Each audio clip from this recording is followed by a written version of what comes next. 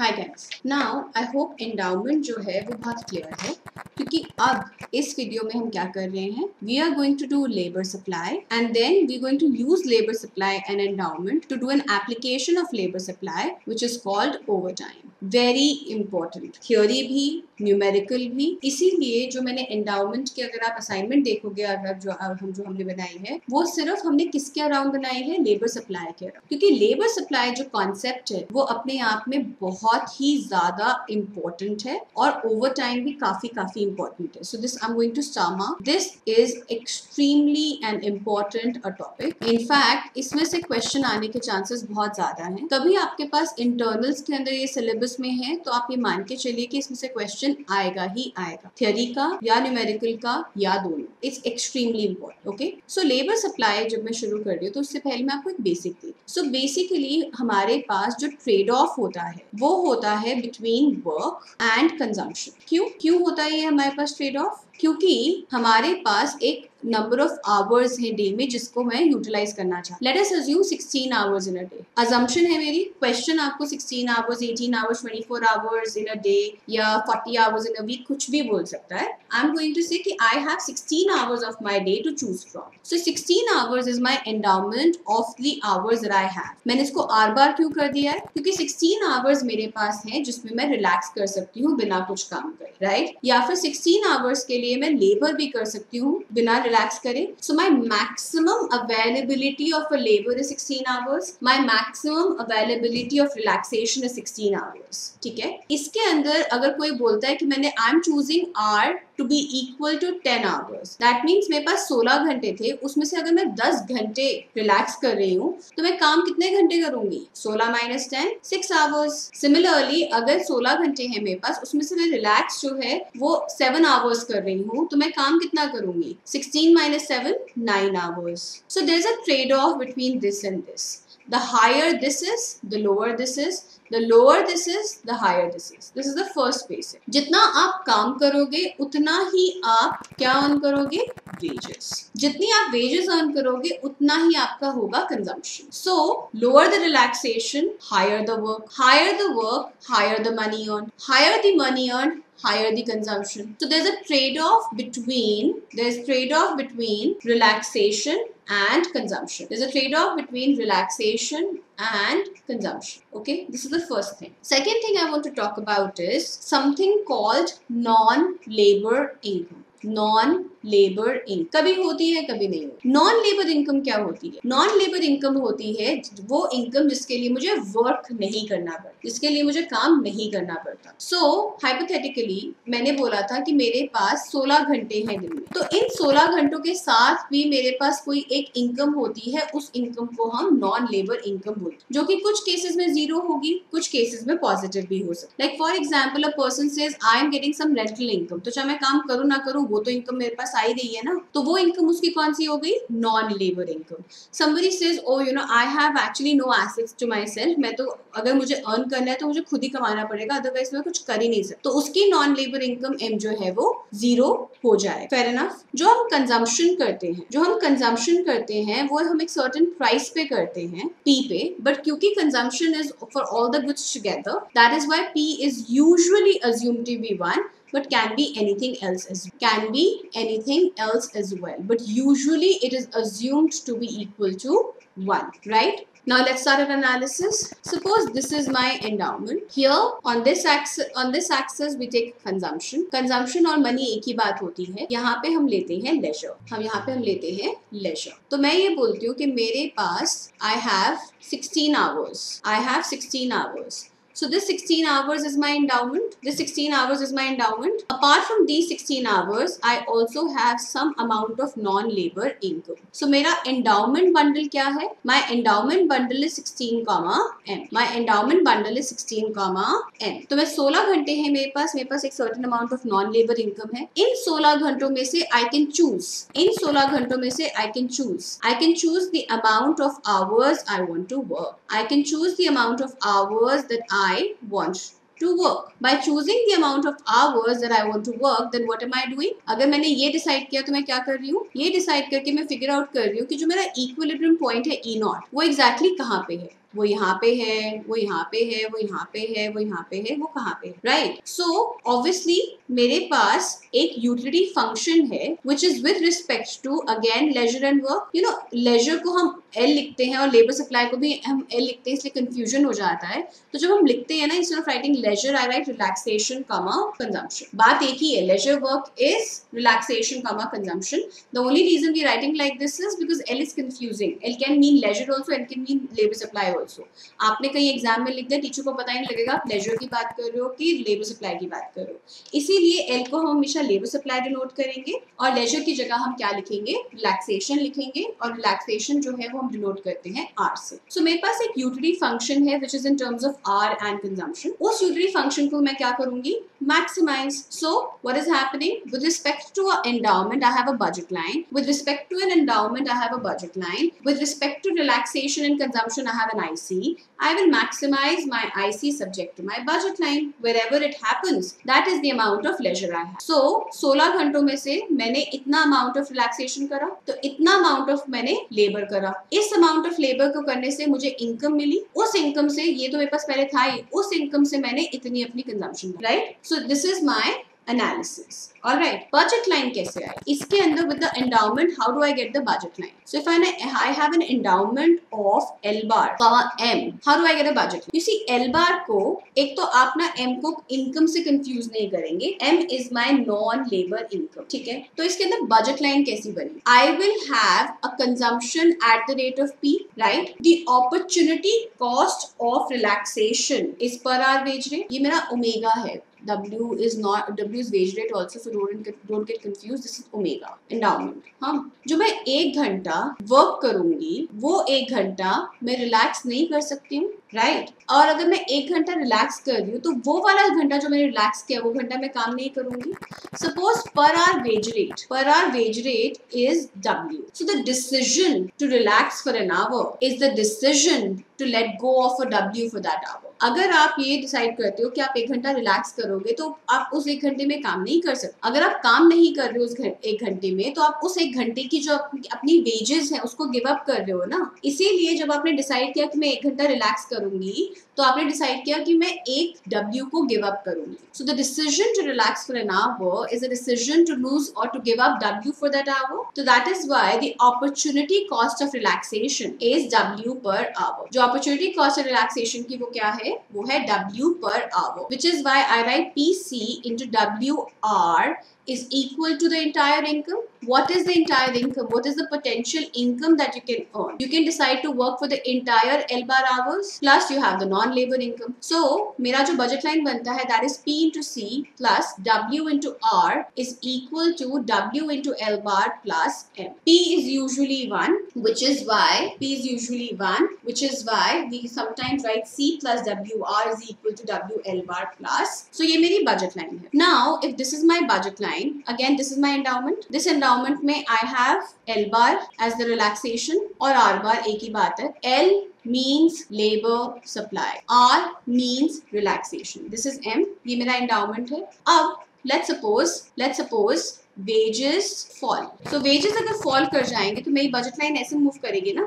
wages अगर fall करेंगे then my budget line will move inward. क्यों? क्योंकि ये वाला point पहले क्या था? This is the point of maximum consumption. This is the point of W into L bar plus M. Now when W falls, automatically this point will come here because W has fallen. So W into L bar would have also fallen. Numerator fall कर गया, तो आप इस point से इस point पे आ जाओगे। ये वाले areas matter ही नहीं करते, क्योंकि आप कभी भी अपनी non-labor इनकम को बेच के और घंटे नहीं ले सकते हो दिन के अंदर। जितने घंटे उतने ही फिक्स है। You understand? This is L bar comma M. अगर आप यहाँ पे कहीं पे हो तो आप ये कह रहे हो कि मैंने अपनी नॉन लेबर इनकम भी दे दी, फिर मेरे पास ज्यादा घंटे आ गए दिन के अंदर, but you can't get more hours in a day ना, that's not possible.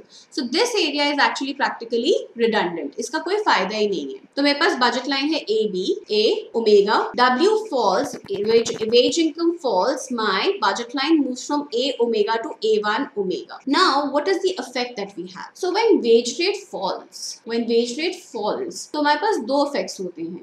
substitution effect and income effect. So पहले substitution effect देखते हैं. When wage rate falls, then the opportunity cost of relaxation falls. When the opportunity cost of relaxation falls, जिसका price कम होता है वो आप ज़्यादा consume करते हो, so you will relax more. The moment you relax more, you will work less. The moment you work less, you will have less consumption. That is my substitution effect. I will repeat myself. जब wages कम हुई तो क्या हुआ? The opportunity cost of relaxation, मैंने आपको यहाँ पे बोला था ना कि then this is the opportunity cost of relaxation is W per hour. So जब wages कम हुई, then the opportunity cost of relaxation per hour has fallen. अगर किसी चीज का cost कम होता है तो आप क्या करते हो? आप उस चीज को ज्यादा कंज्यूम करते हो, तो आपने रिलैक्सेशन बढ़ाई.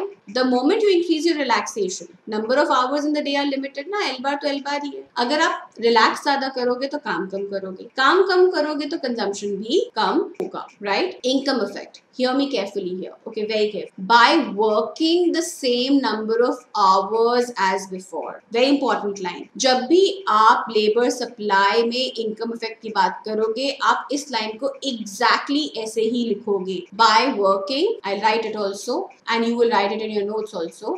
By working, I never insist on verbatim language in micro because micro is very understanding based paper. Okay, but ये वाली चीज मैं वर्बटम इसलिए बोल रही हूँ क्योंकि इस चीज को बोलने का कोई और तरीका है ही नहीं. So you can't have income effect at any other point. हम लोग ये नहीं बोल सकते हैं कि उसने ज्यादा काम किया तो उसका ज्यादा इनकम आए तो इनकम इफेक्ट है. No, by working the same number of hours as before, क्योंकि इसमें एंडाउमेंट है ना.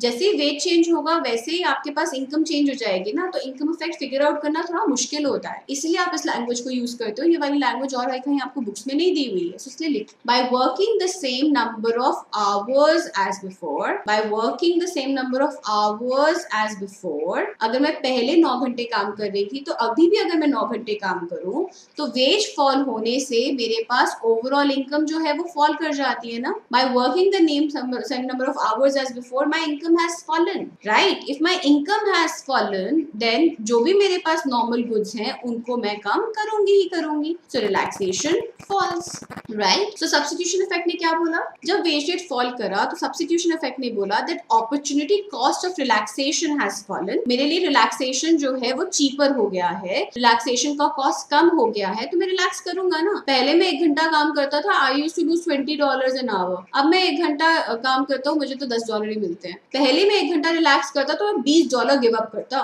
लेकिन अब अगर मैं 1 घंटा रिलैक्स कर रहा हूँ तो मुझे $10 ही गिव अप करने हैं. $10 तो कम है, चल जाएगा, तो I will relax more. Income effect says that by working the same number of hours as before, मैं पहले भी 6 घंटे काम कर रही थी, मैं अभी भी 6 घंटे काम कर रही हूँ, मेरी इनकम तो कम हो गई है ना, मैं अफोर्ड कम कर सकती हूँ, right? If I can afford less, I can afford less of what? Any normal good.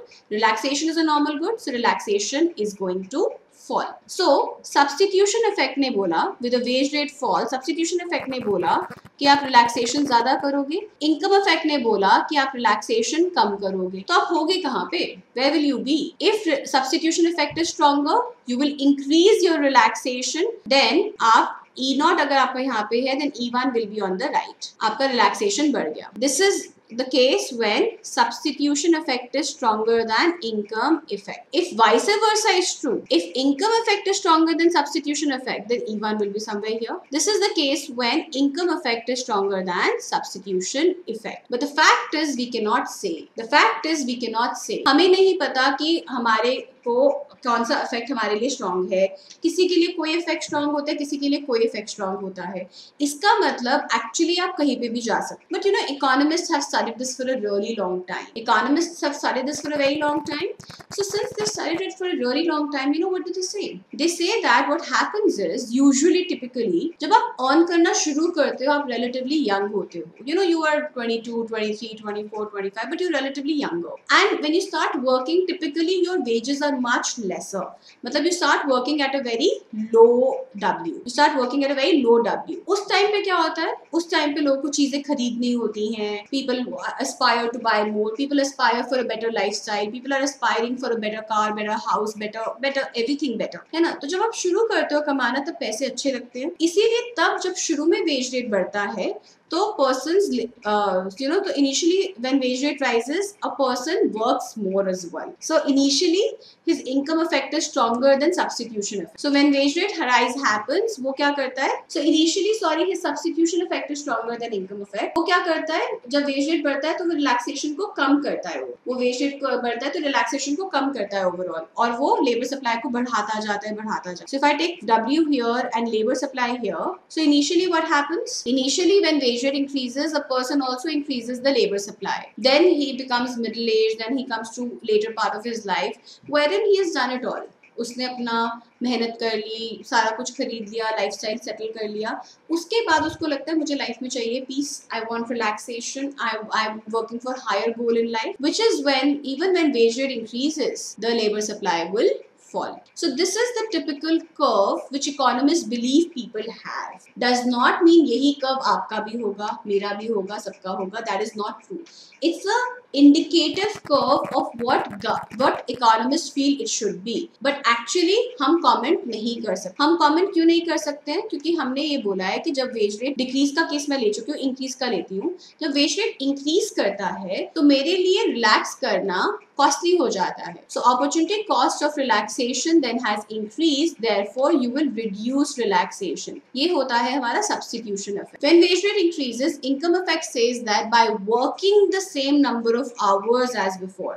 Income effect बोलता है कि अगर हम same number of घंटे काम करें जो हम पहले काम कर रहे थे, by working the same number of hours as before, I am now earning more. If I'm earning more, that means I can afford more of both the goods, so relaxation should increase. Whichever effect is stronger, उसके हिसाब से हमारा relaxation कम या ज़्यादा होगा. So if substitution effect is stronger, then relaxation overall will fall. If income effect is stronger, then relaxation overall will rise. But relaxation can rise or fall depending upon whichever effect is stronger. So that is our labor supply theory. I hope that made sense. Take a breather, pause the video. मैं एक ही video में करना चाहती हूँ overtime की theory भी, क्योंकि I want you to do it in one setting. Why I want you to do it in one setting is, अगर आप overtime को lag के साथ पढ़ोगे labor supply के बाद, तो आपको ओवरटाइम उतने अच्छे से समझ नहीं आएगा जितने अच्छे से समझ में आना चाहिए. इसीलिए I am saying you pause the video but complete the video to do overtime also right now. I know it's a little heavy concept. You can take a breather, you can come back, but you have to do it in one sitting, and you have to make sure that you watch this video at least 3 times before saying कि हाँ ठीक है मुझे आ. All right, let's do overtime. I have this budget line. This is my budget line. So we're talking from a firm's perspective. Firm बोलती है कि मेरे पास 2 options हैं. मैं या तो ओवरऑल वेज को इंक्रीज कर सकती हूँ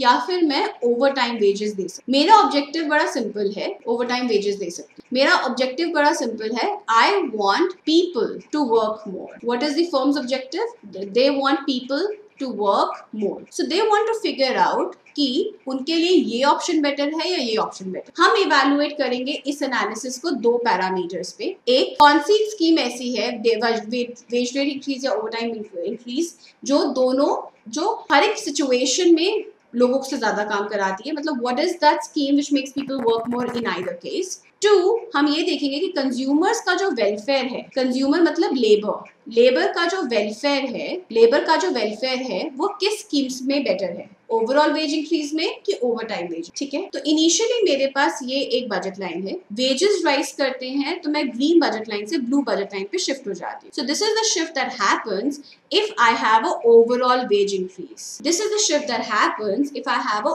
overall wage increase. So initially let's say I'm at this point E0. ठीक है, फर्म ने क्या किया? फर्म ने ओवरऑल वेज इंक्रीज कर दिया. हमें पता है कि अगर जब ओवरऑल वेज इंक्रीज होता है तो क्या होता है. Now because of substitution effect, opportunity cost of relaxation has increased. Therefore a person would according to substitution effect relax less, क्योंकि opportunity cost of relaxation has increased. By working the same number of hours as before, income has fallen or income has increased? Income has increased. By working the same number of hours as before, हमारा income बढ़ गया है, इसीलिए income effect बोलता है कि I should be able to afford more of both the goods, the normal goods, so my relaxation increases. Now दोनों effect को कंबाइन करके हम लोग E1 पे आएंगे ना, दोनों इफेक्ट को कंबाइन करके हम E1 पे आएंगे, which means E1 can be anywhere on this blue line. E1 can be here, E1 can be here, E1 can be here, E1 can be here, which means what? People willing to work more always? No, we can't say. हमें पता ही नहीं कि अगर हम overall veg increase करेंगे तो labour ज्यादा काम करेगी कि कम काम करेगी. We don't know. What has happened to the consumer or the labor welfare? This has definitely gone up. You see, this has definitely gone up. So this has definitely gone up. So हम E0 पे थे, हमारे को पता है कि हमारा welfare definitely increase हो गया है. So if I write it again, I know जब overall wage increase होता है तो क्या होता है? Overall wage increase होता है तो the people willing to work more, does labor supply increase or decrease? We can't say. That is one. Two, when wage rate increases, what happens to welfare? Welfare definitely increases. Welfare definitely increases. Let us talk about overtime. So overtime is this orange line here. You see this orange line? This line is of overtime. Firm बोलती है कि E0 जो है, that is was by original equilibrium. Let's call it R0 and this is R bar. So firm says कि R bar minus R0 is the amount of labor supply that is initially there. So firm says L is not amount of labor. ये वाला जो amount of labor है, ये तो labour पहले भी दे रही थी. अब मैंने क्या किया? Let's suppose hypothetically this is 9 hours. I'm just taking a hypothetical assumption. तो फर्म बोलती है 9 घंटे तो मेरी लेबर काम कर ही रही है, 9 घंटे तो मेरी लेबर काम कर ही रही है. अब मैं क्या करती हूँ, मैं फर्म हूँ, मैंने बोला अपनी लेबर को, लिसन कि जो भी बंदा 9 घंटे से ज्यादा काम करेगा तो अगर उसको पहले 9 घंटे पे W मिल रहा है तो उसको 10वें घंटे पे W प्लस एक अमाउंट मिलेगा. ओके, सो जो मेरा ओवरऑल वेज इंक्रीज था उतना ही परसेंटेज इंक्रीज मैंने ओवर टाइम में भी करा, उतना ही परसेंटेज इंक्रीज मैंने ओवर टाइम में भी करा. सो हाइपोथेटिकली अगर पहले W 10 था और मैंने उसको 12 करा तो there's a 20% this thing.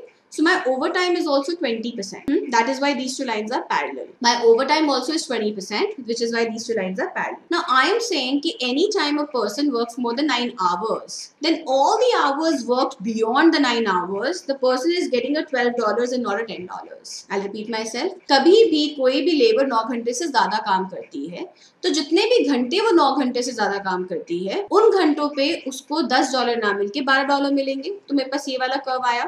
ठीक है, अब ये वाला कर्व आया तो मेरी जो बजट लाइन है ना वो किंक्ड हो गई. My budget line is this and this. I have a kinked budget line. I am initially at E0. अब मुझे देखना है कि मैं कहाँ पे हूँ on this kinked budget line. So what do I say that? यहाँ पे तो मैं हो नहीं सकती. रिवील प्रेफरेंस ना, मैंने जब E0 चूज किया तो मेरे पास ये सारी लाइन अवेलेबल थी तो मैंने E0 चूज किया. तो अब अगर मैं कहीं मेरे पास जो किंक्ड बजट लाइन है उसमें मैं कहाँ पे कंज्यूम करूंगी? या तो ऑरेंज पार्ट पे या E0 पे. ग्रीन पार्ट पे तो मैं कंज्यूम ही नहीं कर सकती है ना. लेट्स सी कि हम ऑरेंज पार्ट पे कंज्यूम करेंगे तो क्या E0 पे रहेंगे. सबसे पहले देखते हैं सब्स्टिट्यूशन इफेक्ट. पहले जब वो 9 घंटे काम कर रहा था, लेट्स से L बार या R बार is 16 hours. पहले जब वो 9 घंटे काम कर रहा था तो वो 7 घंटे रिलैक्स कर रहा था. 7 घंटे रिलैक्स करने के लिए he was giving up $10 an hour. अब वो सेम 7 घंटे रिलैक्स करने के लिए वो $12 an hour गिव अप करेगा. तो वो घंटा जो वो पहले रिलैक्स कर रहा था वो घंटा रिलैक्स करना उसके लिए अब ज्यादा एक्सपेंसिव हो गया है ओवर टाइम में, right? So now the cost of relaxation has increased, which is why this person will relax less. This is my substitution effect. What does the income effect say?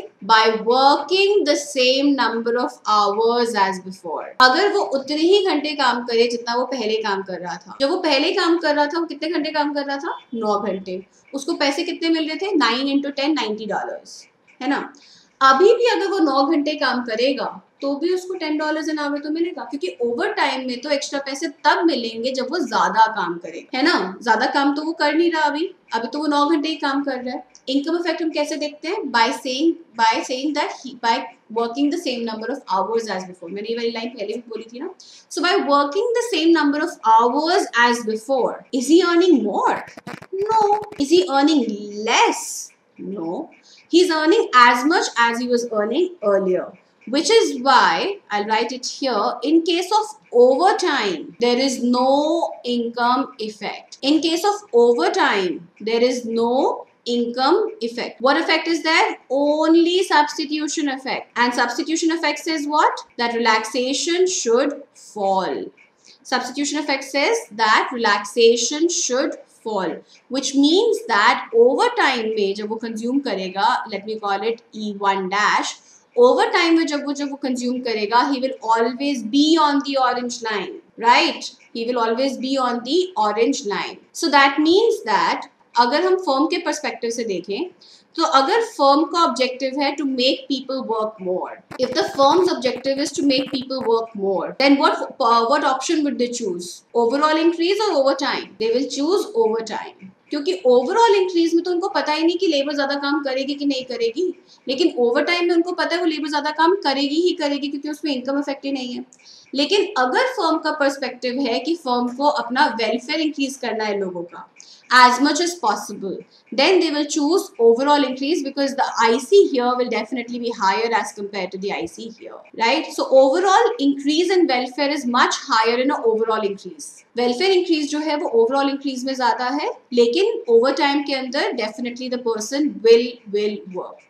So I hope the theory makes sense. मैं एक छोटी सी चीज आपके साथ और करना चाहती हूँ before I sign off on this video. अगर हमारे पास if our relaxation, I'm not talking about overtime now, मैं ना general overall increase की बात कर रही हूँ वापस से. In the overall increase, अगर मेरा relaxation inferior good है, तब क्या होगा? So when my wage rate increase, the opportunity cost of relaxation becomes higher. So R should fall. That's the substitution. By working the same number of hours as before, I'm now earning more. When I'm earning more, then normal good तो मैं increase करती हूँ, inferior good या given good को तो मैं decrease करूंगी ना, क्योंकि इंफीरियर और गिवन गुड का इनकम इफेक्ट क्या होता है? नेगेटिव. तो मैं दो दैट मीन्स कि ये भी फॉल है, ये भी फॉल है, इसका मतलब overall relaxation will fall and that means labour supply will increase.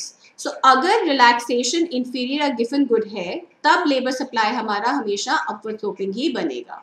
लेकिन अगर रिलैक्सेशन इंफीरियर या गिवन नहीं है और नॉर्मल है, तब हमारा labour supply curve can be upward sloping, it can be downward sloping और it can be a vertical straight line की वेज रेट इंक्रीज हो गया, सब्स्टिट्यूशन इनकम इफेक्ट सेम है, हमारी लेबर सप्लाई में कोई चेंज आया ही नहीं. So this was the theory of labour supply in over time. Very important theory, extremely important theory. I know that you would have understood in the first at least 60-65%. जो भी आपके pending 30-35%, 40% है ना, उसके लिए आप वीडियो को 2-3 बारी करिए, प्लीज़ करिए, ताकि आपको थ्योरी अच्छे से समझ में आए. जब थ्योरी अच्छे से समझ में आएगी तब न्यूमेरिकल वीडियो करना, उससे पहले मत करना प्लीज़.